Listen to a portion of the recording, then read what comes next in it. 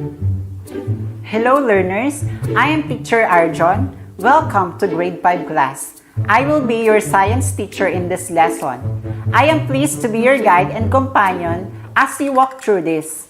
At the end of the lesson, you should be able to define menstruation, illustrate the phases of menstrual cycle, describe what happens in each stage or phase of menstrual cycle, and explain how menstrual cycle affects reproduction. Before we start our lesson, let us answer these questions first. Number 1. Which among the following statements best describe menstruation? Letter A. It is the discharge of blood from the fallopian tube. Letter B. It is the discharge of blood from the ovary. Letter C. It is the discharge of blood from the uterine wall. And letter D. It is the discharge of blood from the vagina. Yes, very good. It is letter D. It is the discharge of blood from the vagina. Number 2. Menstruation is a sign that girl is letter A. Already pregnant. Letter B. Already menopause. Letter C. Capable of producing offspring. And letter D. No longer capable of becoming pregnant.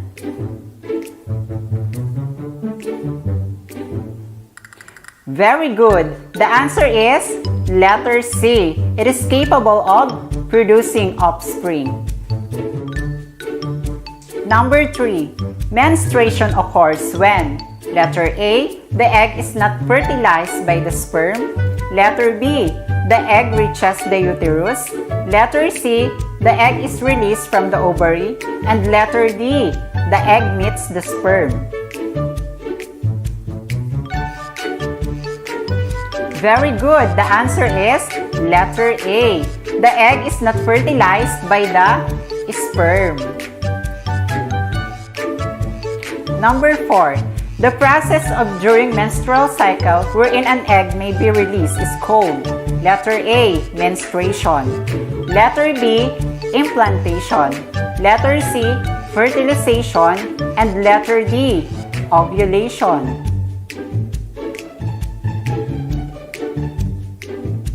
Okay, the answer is letter D. Ovulation. Number 5. What is the period when no fertilization takes place in females? Letter A. Repair.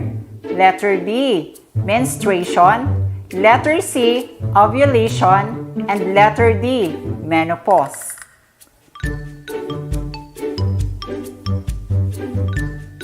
Very good. The answer is letter B. Menstruation.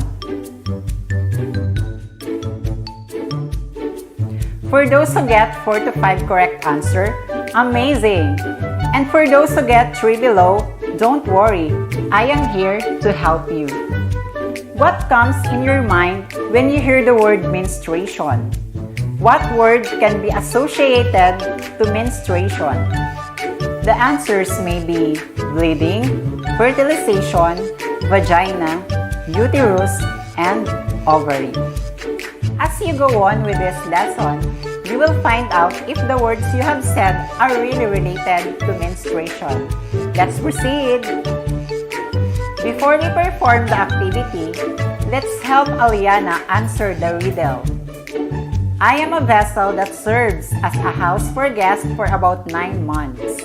My guests can vary in size and number, but I prepare for all of them. Every month, I lay out a thick red carpet for the guest. However, if no guest comes, I have to clean up the carpet and send it out. After a month or so, I repeat the process. What am I? Did you get it right? If yes, we can now proceed to the next activity.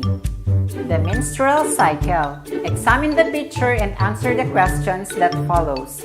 Write your answer in your paper.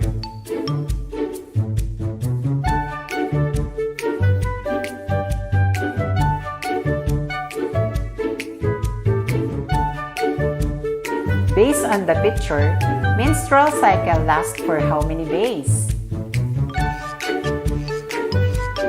Very good. It is 28 days. What is the first onset of menstruation called? Yes, the answer is most girls get their first period when they're around 12, but getting it anytime between age 10 to 15, every girl's body has its own schedule. Did you find it easy or difficult? Anyway, you will get to know more as you continue this lesson. Keep going! Keep in mind that the human female undergoes a monthly cycle of events called the menstrual cycle. The menstrual cycle is the monthly series of changes woman's body goes through in preparation for the possibility of pregnancy. Menstruation usually lasts for 3 to 5 days, while the menstrual cycle lasts for 28 days. However, other factors like stress, fatigue, illness, and malnutrition can alter the cycle. Do you know the term used in the first menstrual period? Yes, it is menarche. Menarche is the first menstrual period of a female. And now, let us know the phases of menstrual cycle. Phase 1. This is the menstruation phase. The first day of menstruation is the first day of menstrual cycle. The uterine lining breaks down and blood comes out of the vagina. Phase 2. The lining of the uterus becomes thin after menstruation. This is a repair period for the uterine lining and development period for an egg mature. Phase 3. The mature egg is released. This period is called ovulation. The egg cell travels along the oviduct or fallopian tube and waits for a sperm cell. And phase 4, during this period, the uterus prepares for a possible fertilization and implantation by making the uterine lining or endometrium grows and thicken. The menstrual cycle will eventually stop when there are no more egg cells to be released. This is what we call menopause and could take place between 45 to 50 years of age. For girls having menstruation, please take note of the following. Use sanitary napkin on the onset of menstruation. Change it as often as necessary. Next, wash your external reproductive organs. Then, if you suffer from dysmenorrhea or cramps, rest in bed.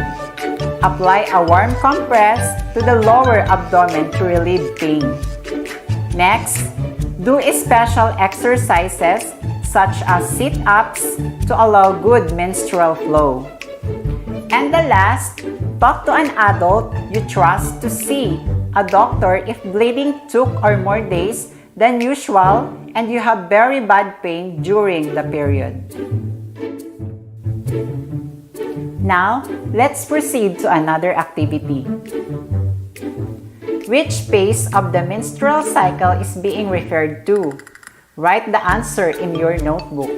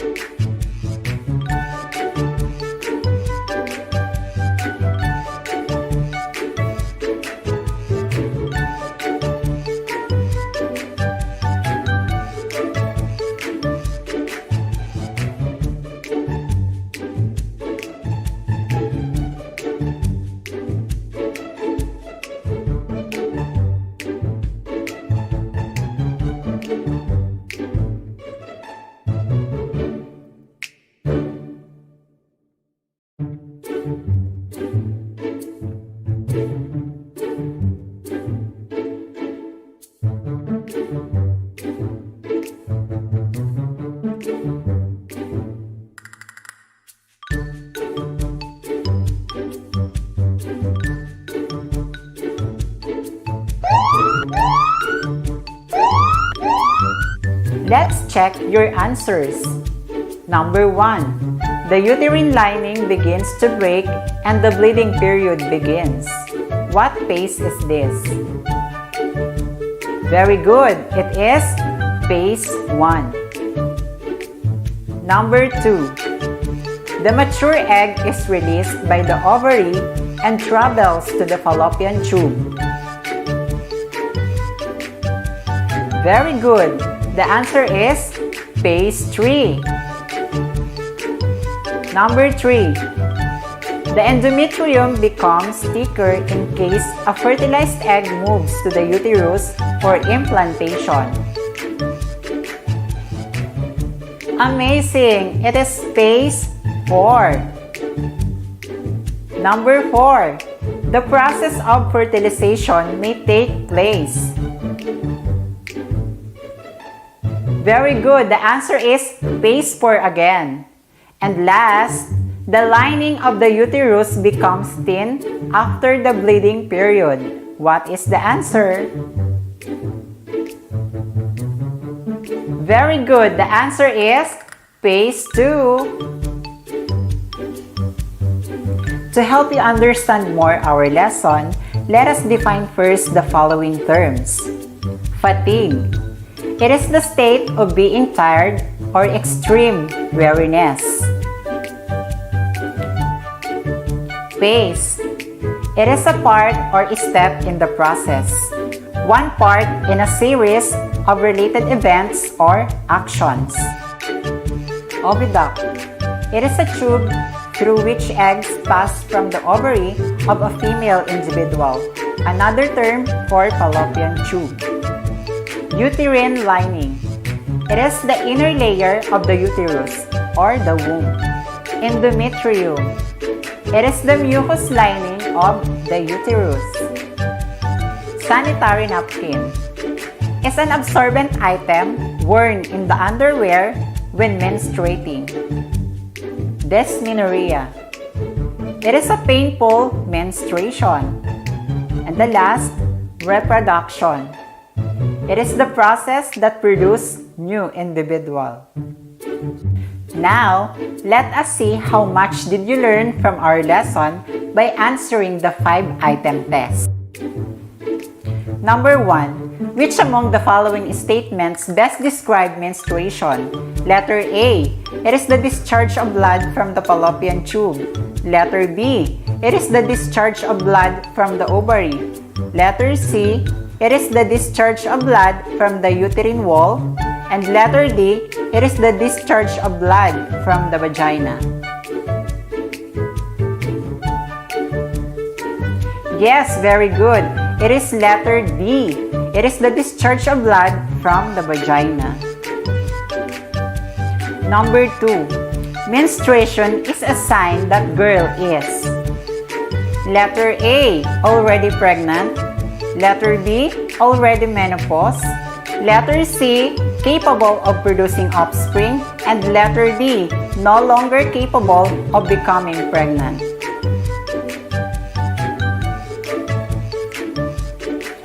Very good. The answer is letter C. It is capable of producing offspring. Number 3. Menstruation occurs when? Letter A. The egg is not fertilized by the sperm. Letter B. The egg reaches the uterus. Letter C. The egg is released from the ovary. And letter D. The egg meets the sperm. Very good. The answer is letter A. The egg is not fertilized by the sperm. Number 4. The process of during menstrual cycle wherein an egg may be released is called letter A. Menstruation. Letter B. Implantation. Letter C. Fertilization. And letter D. Ovulation.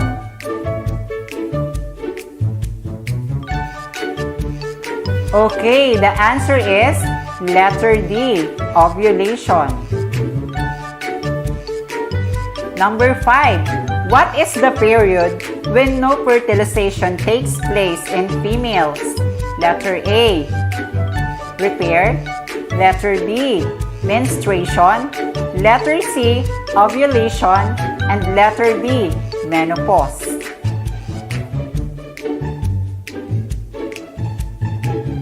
Very good. The answer is letter B, menstruation.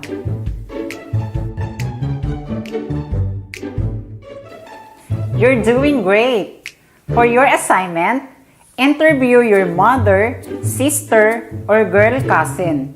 Ask them the following questions. Congratulations on finishing this supplementary learning lesson. You have just an amazing learning journey, and for sure, you will also do the same in the succeeding lesson. Again, this is Teacher Arjon, your grade 5 science teacher. Bye!